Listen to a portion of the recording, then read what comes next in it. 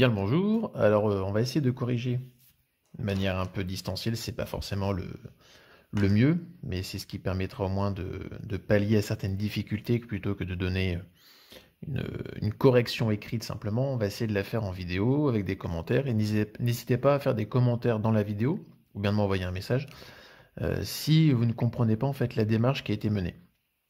Bon, ce qu'on cherche à faire, c'est donc de fabriquer un savon, donc de formule C18H33O2-, Na+. On fait réagir une huile appelée donc l'oléine, qui est de formule C57H104O6, avec de l'hydroxyde de sodium, NaOH. Et dans un réacteur, on introduit donc une masse de 1,0010 puissance 3 kg d'oléine et une masse de M2 de 160 kg de soude. Donc, vu les masses, on est vraiment sur de la production industrielle, on n'est pas sur la réaction dans l'Erlenmeyer, dans le ballon, comme on fait classiquement. Donc par rapport à cet exercice 3, si on prend déjà la lecture de l'énoncé, on va donc déterminer des quantités de matière, N1 et N2, c'est-à-dire les deux réactifs, dresser le tableau d'avancement, déterminer le réactif limitant et en déduire l'avancement maximal, et calculer la quantité de matière de savon qui sera produite. Donc, on va pouvoir travailler là-dessus. L'idée, c'est de reprendre quelque chose qu'on avait fait au préalable, mais maintenant avec des synthèses de molécules organiques. Déterminer les quantités de matière. Une quantité de matière, de base, on écrit la formule. N, c'est petit m sur grand M, masse sur masse molaire. L'information de la masse, ça on l'a. Ça c'est donné dans l'énoncé. En revanche, la masse molaire, ça, c'est inconnu. Mais on connaît la formule brute. Donc en partant de la formule brute, on va pouvoir donc déterminer les masses molaires de nos deux réactifs. Donc soit les masses molaires de chaque atome, vous les prenez via une classification périodique, vous les trouvez sur Internet, ou pour ceux qui ont la fiche et qui auraient pris le document PDF, en bas de page, vous avez en fait les masses molaires de chaque élément. Donc on doit déterminer la masse molaire donc, de notre savon, notre C57H104O6. Donc pour revoir la méthode, c'est-à-dire que dedans, on a donc 57 fois la masse du carbone, plus 104 fois la masse molaire de l'hydrogène, plus 6 fois la masse molaire de l'oxygène. Si on ne se trompe pas la calculatrice, on obtient donc 884, comme c'est une masse molaire, grammes, mol moins 1. On détermine aussi donc la quantité de matière, pardon, je vais y arriver, donc la masse molaire pour nous de la soude. Donc NaOH, puisqu'on a utilisé de la soude au complet, même si dans la réaction on ne fait apparaître que H-, c'est la soude au total qu'on a mise à l'intérieur. On a mis donc NaOH, donc on doit avoir ici une masse de Na, une masse d'oxygène, une masse de H. On obtient alors donc 40 grammes, moins le moins 1. On a donc l'information qui nous manquait, donc on peut donc faire ce calcul. On appelle 1 le savon. Ce premier réactif écrit, c'est un choix arbitraire. M1, et en même temps ça correspond à la masse de l'oléine, ça nous arrange bien. Fois donc sur sa masse molaire, donc on obtient 1,131 10 puissance 3 mol. Chose à ne pas oublier, c'est que la masse qui est ici, il faut la mettre en grammes, et qu'au préalable, on l'avait en kilogrammes. Il ne faut pas oublier cette conversion avec 10 puissance 3. N2, le deuxième réactif, donc on a la masse numéro 2 sur sa masse molaire. Masse numéro 2, c'est les 160 kg, donc pareil, 170 puissance 3, on va le diviser par la masse molaire qu'on a calculée tout à l'heure, et on obtient donc 4,00. On va garder le même nombre de chiffres significatifs, pour comparaison, 10 puissance 3 mol. Et donc là, on a bien calculé nos deux quantités de matière de la réaction. Donc la question 2, elle demandait de faire le tableau d'avancement. Donc le tableau d'avancement, on avait C57H104, O6 à l'état liquide, plus 3H-. On n'écrit pas les ions sodium puisqu'ils sont considérés comme ions spectateurs. On produisait du C3H8O3 plus 3C18H33O2- aqueux. Un tableau d'avancement, pour rappel, il faut le mettre selon 3 temps différents de la réaction. on a le temps d'état initial, on a l'état intermédiaire, et puis on a l'état final. Donc ça, voilà, si on veut tracer un tableau très grossier, voilà à quoi ça va ressembler. Je trace une colonne par élément, je garde ma flèche ici, hein, c'est un tableau avec la colonne vide. À l'état initial, je ne fais apparaître que les quantités de matière que j'ai pu y contrôler. C'est-à-dire que là, ici, j'ai introduit N1 et j'ai introduit N2. Sans me soucier des coefficients stoichiométriques, ce sont les quantités de matière que je mets en jeu. Je fige mentalement la réaction, c'est-à-dire que je fais en sorte que mentalement, ces deux réactifs soient ensemble, mais n'ont pas le droit de réagir. Et donc, ils ne produisent rien. Dès l'instant où la réaction commence, je laisse l'élément se dérouler, et donc je produis de la matière, j'en produis une certaine quantité. J'en produis une valeur, comme on dirait en mathématiques, X. C3H8O3 est pourvu du coefficient 1 devant. Donc c'est comme si le 1 était sous-entendu en mathématiques. Et donc on a donc un X. Mon deuxième produit, lui ici, j'ai un coefficient stoichiométrique 3, ce qui veut dire que je vais produire 3X. Je produis 3 fois de la matière en comparaison de celui d'à côté. On fait la même démarche pour le côté réactif. Sauf qu'un réactif, il ne faut pas oublier que c'est donc une matière qui est censée disparaître au fur et à mesure. Donc, des N1 que j'ai mis au départ, j'en mange combien? J'en ai une soustraction, j'en ai consommé. Une valeur proportionnelle, X, puisque j'ai un coefficient sous-entendu 1 devant, moins 1X. Les N2 que j'ai mis en réaction, eux, ils ne réagissent pas qu'une seule fois, puisqu'en fait, à chaque fois, il me faut 3 ions au total pour faire la réaction. Donc à chaque fois que je fais une avancée, eux, ils avancent par 3. Donc on doit avoir 3x d'avancement à cause de ce 3 qui est ici. On veut garder un code de couleur. À l'état final, on écrit donc la même ligne en y marquant simplement les XF, N2 moins 3XF, XF, 3XF. On demande dans la question numéro 3 de déterminer le réactif limitant. Alors pour rappel, le réactif limitant, c'est le réactif qui est consommé en premier, c'est-à-dire celui qui est amené à disparaître le premier dans les rapports stoichiométriques.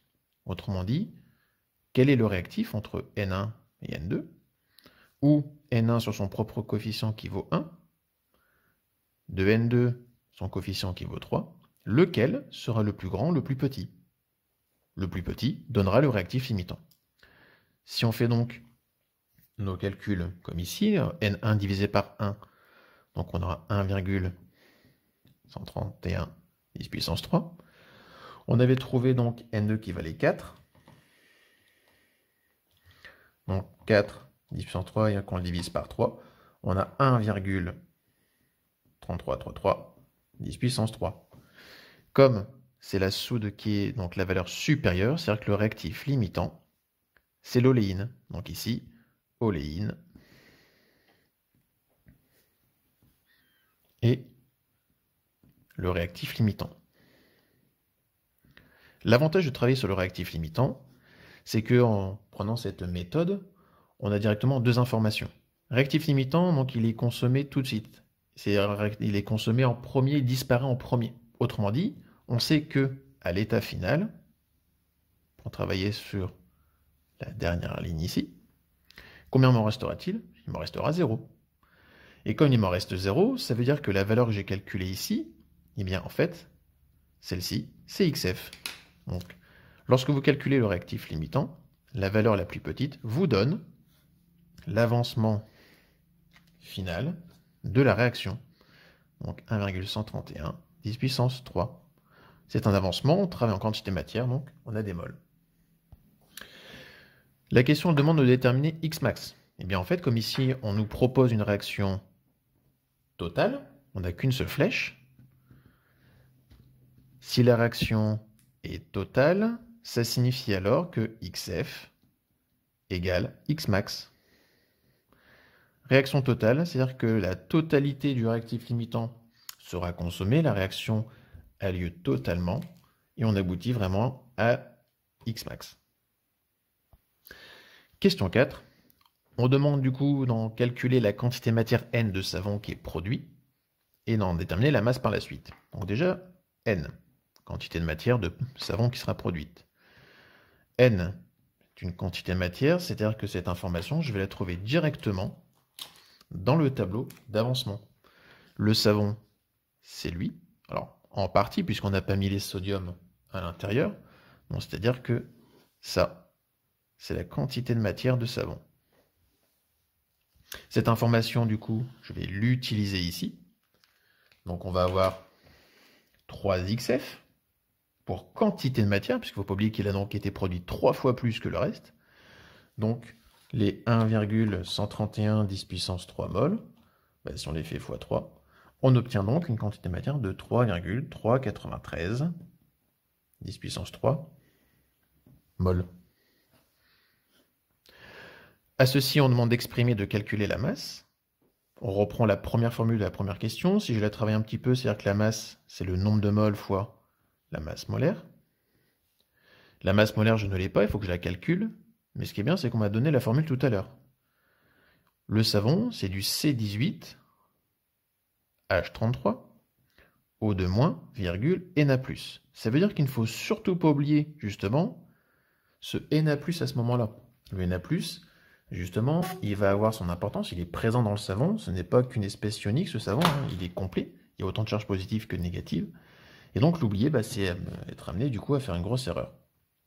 Donc, si on fait bien notre calcul, on obtient 304 grammes mol-1.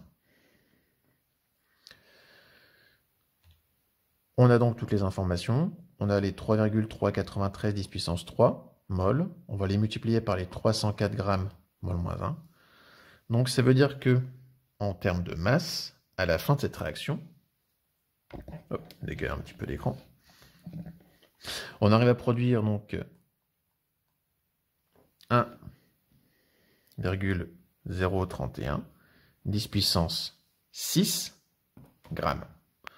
Si on veut faire le comparatif avec les kilogrammes mis au début de l'énoncé, on arrive donc 1,031 10 puissance 3 kg.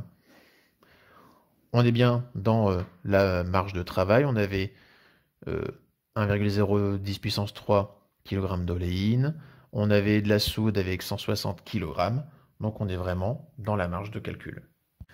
Alors, pour celles et ceux qui ont regardé un peu la vidéo de cours et qui ont pu s'entraîner ou qui ont réussi un peu à assimiler, je vous propose d'essayer de faire donc l'exercice numéro 4 sur la nomenclature. Donc on a 5 molécules, entre guillemets relativement simples, qu'on va rencontrer surtout souvent, pour lesquelles donc on a les formules topologiques et on va essayer d'en donner le nom scientifique, le nom chimie organique, comme on a vu donc avec les règles de nomenclature. Donc si vous ne l'avez pas fait au préalable, allez voir la vidéo, vous aurez quelques informations, ou essayez de prendre le cours qui est donné en PDF. Et on y va. Alors, on va essayer de les numéroter, on va se dire qu'on va faire la 1, 2, 3, 4, 5e molécule dans ce sens-là. Première règle, on a dit il faut numéroter la chaîne de carbone la plus longue. Donc on a 1, 2, 3, 4, 5, 6.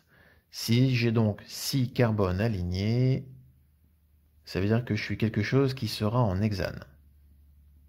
Je mets pas le E, je ne sais pas encore si c'est un alcane ou un alcool, on va voir ce que ça peut être par la suite. Une cétone ou autre. Je regarde si à l'intérieur il y a des ramifications avec des groupements caractéristiques. Bon là, clairement j'ai OH, donc c'est-à-dire que j'ai de l'alcool à l'intérieur. Est-ce que j'ai un autre groupement caractéristique? Non, puisqu'en fait les CH3 je les ai utilisés pour la numérotation. Donc ça veut dire que ça va finir en ol. On n'oublie pas que ce groupement qui finit en ol, le suffixe, je dois lui mettre maintenant devant le chiffre qui permettra d'indiquer le carbone le plus petit de toute la chaîne carbonée. Donc, si je fais une numérotation, 1, 2, 3, 4, 5, 6, 1, 2, 3. J'ai tout intérêt qu'il soit numéroté dans ce sens-là. Donc 1, 2, 3, 4, 5 et 6e carbone. Puisque c'est ainsi, donc on a donc le 3, hexane, 3, ol, et ça sera son petit nom. Je fais la même chose sur la molécule suivante. J'essaye de relever toujours donc la chaîne carbonée la plus longue. 1, 2, 3, 4, 5, 6, 7. 7 carbones. Donc on est quelque chose qui est en heptane. Est-ce que j'ai des groupements caractéristiques? Oui. OH. C'est un alcool. Puisque c'est un alcool, on a un suffixe qui finira en ol. Il est porté par quel carbone? 1, 2, 3, 4, 5, 6. 1, 2. Donc voilà, si je commence la numérotation, je serai sur le numéro le plus faible à cet endroit-ci. Donc c'est l'heptane 2-ol pour le numéroter.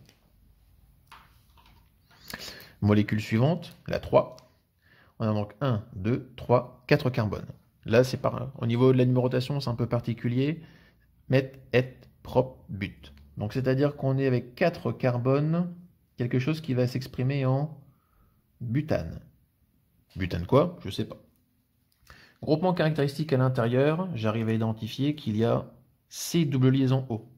Ça, c'est le groupement cétone. Groupement cétone, c'est un suffixe en on. Reste maintenant à déterminer à quel carbone il va être porté. Alors toujours pareil, on doit avoir donc le carbone le plus petit. 1, 2, 3, 4. 1, 2, 3. Donc on va commencer à numéroter 2 par la droite pour qu'il soit porté par le deuxième carbone. Et donc on a donc du butane de on. Quatrième molécule. Il n'y a qu'un segment ici, un groupement attaché. Donc c'est-à-dire qu'on n'a que 2 carbones. Donc 2 carbones, c'est le groupement de chaîne carbonée principale éthane. Le groupement qui lui est rassemblé, attaché dessus, c'est de l'alcool. Maintenant, est-ce que ça vaut vraiment la peine de le dire, de le voir, que c'est le premier carbone qui est attaché dessus, et de l'avoir de l'éthane 1-ol? Pas vraiment. Le nom qu'on va plutôt nous lui donner classiquement, c'est de ce qu'on appelle de l'éthane ol tout court. C'est-à-dire qu'on se permettra de ne pas indiquer le 1, comme on le fait souvent. Le suivant, pareil, 2 carbones. Donc on a compris que c'était de l'éthane, quelque chose. Groupement caractéristique qui est dessus, eh bien, j'aurais l'impression de voir une cétone, mais il ne faut pas oublier que le carbone qui est ici, 1, 2, 3 liaisons apparentes. Normalement, un carbone, ça fait 4 liaisons. Si nous n'avons pas de quatrième liaison apparente, c'est parce que sous-entendu ici, il doit y avoir un H, qui n'est pas écrit avec la formule topologique. Et donc, CHO, ça c'est ce qu'on appelle un aldéhyde. Aldéhyde finira en al, porté par le premier carbone, donc on a de l'éthane, un al, ou ce qu'on appelle de l'éthanal.